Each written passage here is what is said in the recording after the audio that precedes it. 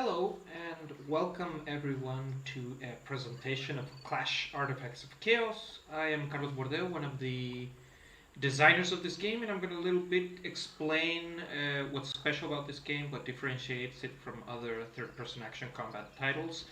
And I think I'm going to go through a little bit of the combat mechanics, the visuals, the art, a little bit of a brief description. So first of all, I think what most people will notice is that the visual style of the game is pretty different to other titles in the genre. This is a mix, a little bit, I would say, of something like God of War, maybe mixed with a Souls game. It does have doors that open in one way and so on forth, but our combat mechanics are a bit different to what you will traditionally see in other fighting games, and I want to go a little bit into some of the reasons why it's different, because we've taken a lot of cues from traditional fighting games, and as I'm going to show as I fight this enemy, the main thing that makes our game particularly different to other fighting games is the ability to cancel out attacks into movement options or special attacks. So we have our regular attacks, and then we have our what we would call a special attack with another button. But the thing that makes it different to other games is that I can cancel one move into another. So a little bit like canceling attacks in Street Fighter or other Japanese fighting games, I can really quickly move from one move to the other. I can just dodge, but I can also cancel attacks into the special. So for instance, I can do 1, 2, 3, cancel into special, and attack my enemy for another time. This I can do with all my normal attacks. I can do dodges into attacks, and I can cancel those into other attacks. So for instance, I can do a side into a forward, and that really gives me the ability to start playing around much more efficiently with the combat and do some combos, custom combos. They are not pre-made. So another thing that's particularly different from our game when compared to other games, and I'm going to showcase this here against this dummy here, is the ability to go into first-person combat mode. So we're going to skip here the sort of tutorial. But as you'll see, as I start fighting with this dummy, I can do all the same things. But once I fill my rage bar or attack bar, I can go into first-person combat mode. And in first-person combat mode, I have different sets of attacks. I can still parry. I can still attack and cancel. I can do many of the same things. But you'll notice this kind of note of sound that starts increasing, and that is how close I'm about to reach a special, the ultra attack in the game. So let's finish him off, and boom. Each of our enemies has his own kind of unique finishing move, so that makes the game more interesting because you're going to want to experiment and see what cool animations we have to defeat different enemies and so forth. There's also pairing in the game. This is very at the beginning of the sort of intro section of the game. I have these two parry machines which you can I can parry my projectiles, or I can parry, if I did the timing correctly, I can do parries to projectiles and throw them back, or I can actually parry attacks like regular attacks. The parrying of attacks allows me to increase my attack bar, and also allows me, I can cancel out of it and gives me more options. So here I'm at the beginning of the game. So there's this mysterious character. He's awakened by this strange music that's pulling him in a specific direction. That's part of the story. I won't spoil that much. This screen here is talking about the guard mechanics of the game. So for the most part, you'll see this little shield circle on the top left of the screen, and what that does is it tells me how much of my automatic guard function I have. Basically, if an enemy hits me and I haven't the bar depleted, I only take half the damage. So what that means is that I can take a little bit more risk when I'm fighting an enemy. But as soon as the bar is depleted, I have to be a little bit more careful because I'll take more damage. I have, from my dodge movements, I can do forward attacks, I can do side attacks, I can also do charge attacks, I can do running attacks. As you see there, I was able to cancel multiple attacks by just using the different options that I get from the movement. Whoops! From the movement options I get from just the movement options that I get from the combat mechanics in the game. So here I'm going to climb and I'm just going to heal myself a bit. Yummy. So let's take on these two enemies. I have a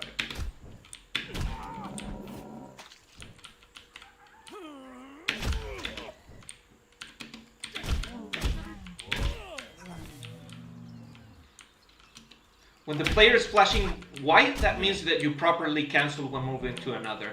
Now, this is the main combat stance, one of 3 that you can choose at the beginning of the game. I choose like the regular boxing one, but there's others.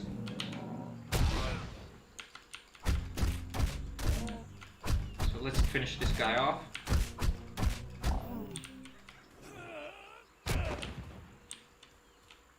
As you can see, I used the rage bar there, and I was able to defeat that giant Odonodon.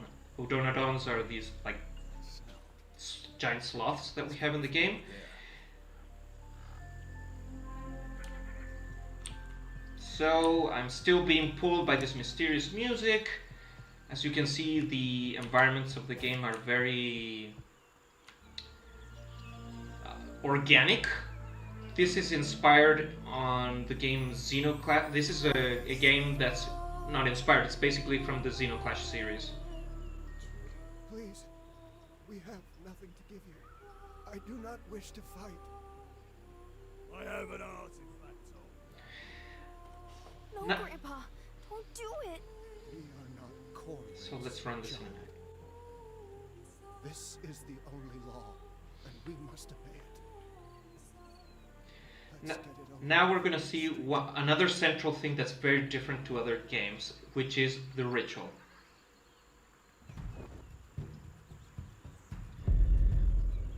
So what's going on here? So my enemy is challenging me to a ritual. A ritual is like this sort of mini game that you play against other opponents, intelligent opponents. So previously I was like fighting animals, but in this case I'm taking control of Grandpa here, and he's going to be playing the ritual against this guy who we call the bully. It's a dice mini game in which I get to propose a consequence artifact which changes the rules of combat should I win the game of dice. So I'm going to go through it relatively quickly here, but basically I have my cup with the dice, and I can throw my dice, and woo, we got a 6, a 2, and a 2. That's, oh, he got a much better throw. And you have these little checks which allow you to alter the way the dice are on the board. So for instance, I can choose this one, which flips a dice of my own and one of his. So I want to choose one of higher value for his and lower value for mine. Or did I not do that? No, I think, well, I'm gonna, we're tied right now. This one here, what it does is it reduces the value of the dice that I put here, and he wants to reduce one of my dice. So the ritual I've won it, that means that I get to affect him with the consequence artifact which I chose, which is this one, which is a poison. You're gonna see that during the combat the bully is gonna be having like twitching, he's gonna have like these stomach pains which interrupt his animation and make the combat easier for me. Now, oh, poor Grandpa isn't very strong, he's very slow. Ouch. Ah, there he had one of those cramps. But poor Grandpa's really, really weak. not very strong at all, so I'm really probably not gonna win this fight. Ouch!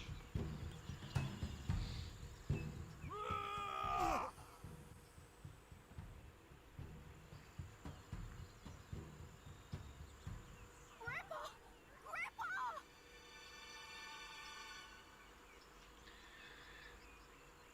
Is he dead?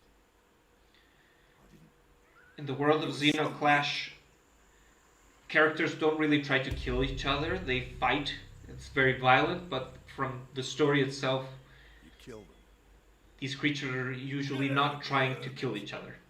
None of your business. I have another artifact.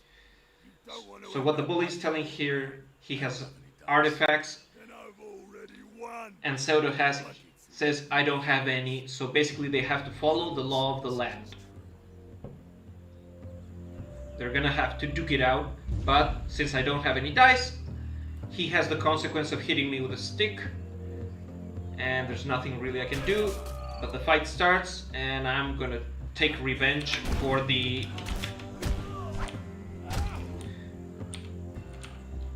Grandpa.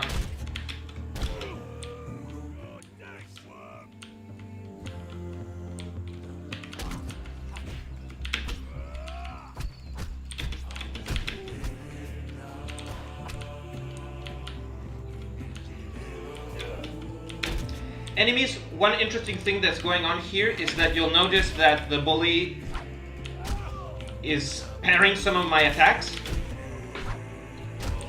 And that happens because I'm hitting him with the same attack over and over again.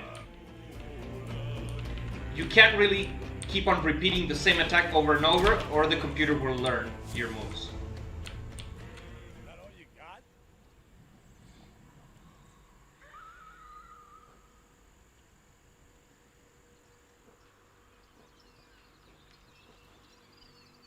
Grandpa is dead. Yes. What should I do? You should say the words. Did he teach you? He did. I... Say the words. His bones are earth. His flesh is dust. His breath... His breath is wind. His breath is wind. Good. It's over. This is how these two characters meet together. Where will I go?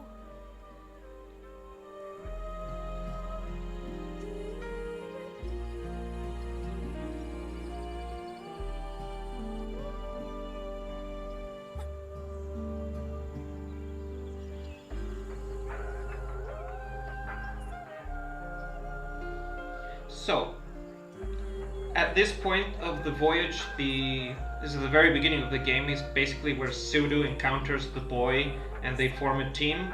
We said we got some inspiration for the original from God of War, and definitely you can see that there's a relationship between these two characters, which will play out and be a central part of the story of the game. It's a kind of sad beginning because Grandpa's dead, and I basically have to take care of this child.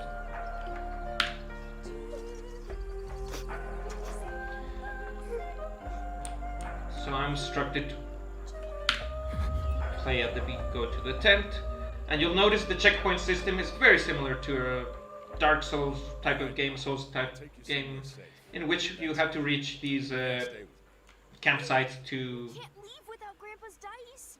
save your progress. Can't just go walking around without dice. You can use them if you need to fight again.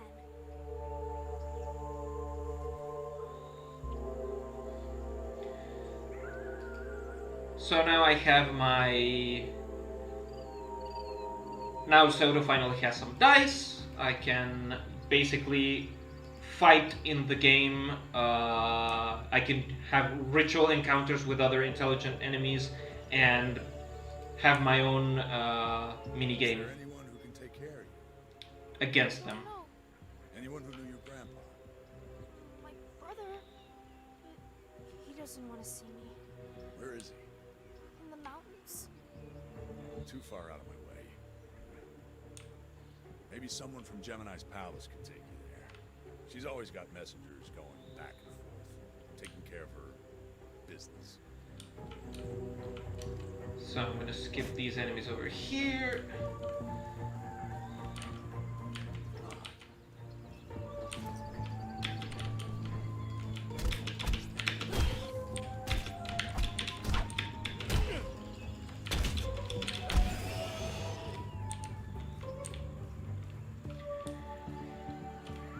So right here at very early in the game, I get to encounter a couple of new characters, and I can already start using some of the knowledge that I acquired in the game. Some of the game mechanics start to play out I have these two characters here, By the one law, I challenge you. and I'm now able to challenge other enemies to the ritual.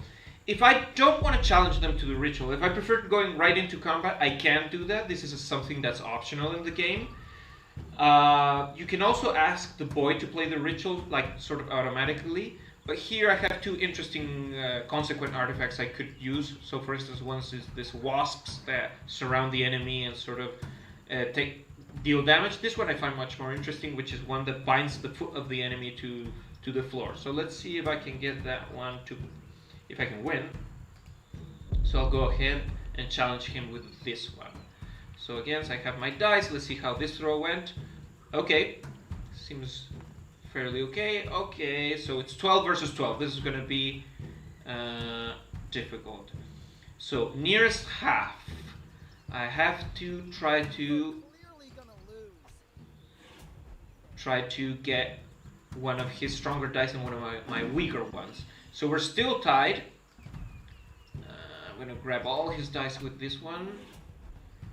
And I won. Great. So as you can see, he's bound to the floor. He really can't run away from this region. He's going to have trouble with that enemy there. So this fight just became a lot easier for me if these don't start hitting each other. This fight can get pretty chaotic if he's free. But now he's stuck. So that means that he really, if I stay away, he can't really give me that much trouble. He's actually trying to deal with this animal. We do have infighting in the game. One important thing that I didn't mention is that special attacks cannot be cancelled out of. So your normal attacks can be cancelled, just like in Street Fighter. So for instance, you would have you can do a strong attack into a Hadouken, but you cannot really cancel the Hadouken into another Hadouken, for instance.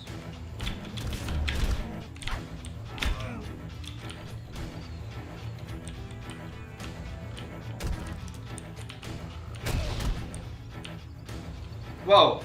This animal helped me out there. I wasn't able to showcase the first-person finisher against this smaller enemy, but well.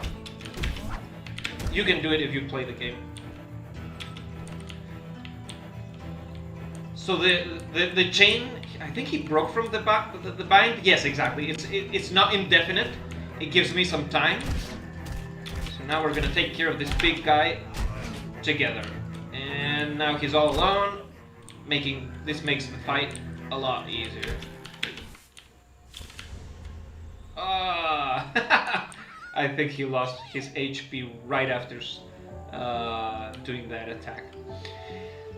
So well, from here the game just opens up for more exploration. There are creatures around that I can fight with, places to explore, adventures to have, but I think at this point I'll just leave it here, and I hope you enjoy the game. This game is still in development. We're in beta stages still, but we would very much appreciate if you can wishlist the game, try it out, give us feedback, because there's a lot of things that are in progress here. So this game isn't finished, and it would be very interesting to get the feedback from as many people as we can. Hope you enjoyed this presentation, and glad to see you here.